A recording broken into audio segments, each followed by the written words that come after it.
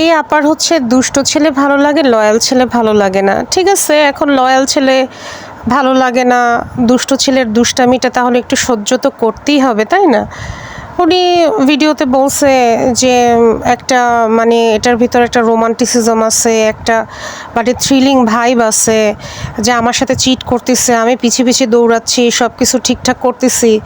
তো যেই মুহূর্তে আর কি উনি ওনার বয়ফ্রেন্ডকে ফোন দিছে, ভিডিও কল দিছে, দেখে যে ওনার বয়ফ্রেন্ড আর একটা মেয়ে নিয়ে রোমান্স করতেছে তার বাসায়, তখন সে ওই থ্রিলের ঠেলায় উনি তার বাসায় চলে গেছে বয়ফ্রেন্ডকে আটকানোর জন্য, ওই মেয়ের কাছ থেকে তার বয়ফ্রেন্ডকে উদ্ধার করে আনার জন্য।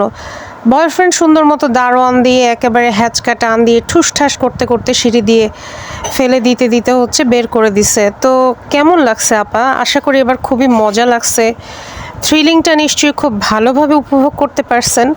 তো মুখে অনেক বড় বড় কথা বলাই যায় যে আমার এইটা পছন্দ, ওইটা পছন্দ, হ্যান কারেঙ্গা ত্যান কারেঙ্গা, কিন্তু বাস্তবতা কিন্তু টোটালি ডিফারেন্ট। আপনি যখন প্রকৃতির বাইরে যাবেন, নিয়মের বাইরে যেয়ে কিছু একটা করবেন, তখন আপনার ফলাফল এরকমই হবে এবং এটাই ভোগ করতে হবে।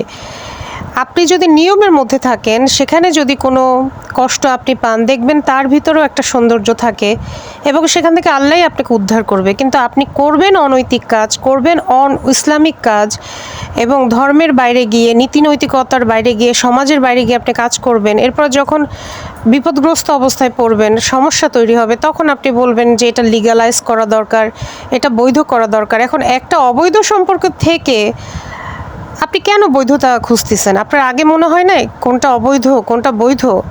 এখন যখন দেখতেছেন যে না, সে স্বীকৃতি দিচ্ছে না, সে হাতছাড়া হয়ে গেছে, এখন আপনার কেন এত প্রশ্ন আসতেছে এবং আপনি কেন এখন এত নিজের জীবন নিয়ে কনসার্ন, আমার কি হবে, এখন আমি কি করব, এই বিচার করার দায়িত্ব কি আমাদের? আপনি যখন এই কাজ করছেন, পরকীয়া করছেন একটা বিবাহিত লোকের সাথে, আপনি তো জানেন বিবাহিত লোকের সাথে ব্যভিচারের শাস্তি কি ইসলামে। তো তখন কি আপনি আমাদেরকে ডেকে এই কাজ করছিলেন, না আমাদেরকে জিজ্ঞাসা করে করছিলেন? আপনার কি পরিবার নাই, আপনার কি পরিজন নাই? ঢাকা শহরে থাকেন একলা একলা, বসুন্ধরার মতো জায়গায় থাকেন, করেনটা কি? আপনার প্রফেশন কি? আপনি আবার বলতেছেন যে টাকার লোভে হচ্ছে আমি এই লোকের সাথে থাকি নাই, তাহলে তো আমি টাকাই চাইতাম।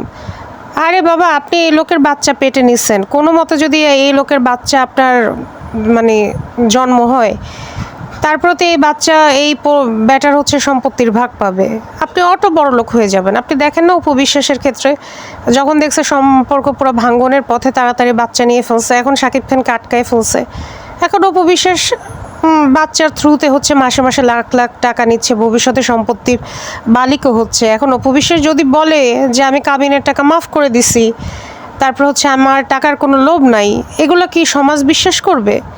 বলেন, করবে? তো আপনারটাও ঠিক সেরকমই। আপনি টাকা হচ্ছে, টাকার প্রতি লোভ নাই, কিন্তু টাকা কামানোর মেশিন কিন্তু আপনি ঠিকই বানাই নিচ্ছেন এবং আপনি বুঝতে পারছেন যে এটা রিস্কি হয়ে যাবে আপনার লাইফটা, মানে এই যে টোপটা আপনি ফেলছেন সেটা আপনার মানে রিস্কি হয়ে যাবে। তখন আপনি দ্রুত কী করলেন, এটা প্রকাশ্যে আনলেন যাতে করে আপনার জীবনটাও থাকে এবং ভবিষ্যতে আপনি যাতে নিশ্চিন্তে টাকা ইনকামের একটা ভ্যালিড সোর্স পেয়ে যান। তো এগুলো কি আমরা বুঝি না? এগুলো আমরা বুঝি।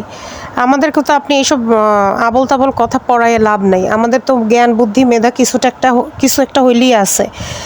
এখন আপনি যদি সমাজের বিরুদ্ধে গিয়ে কিছু করেন, তাহলে সমাজের বিরুদ্ধে যে মানে যে কথাগুলো হচ্ছে সেগুলো আপনাকে হজম করতে হবে, মেনে নিতে হবে, এছাড়া আর কিছুই করার নাই।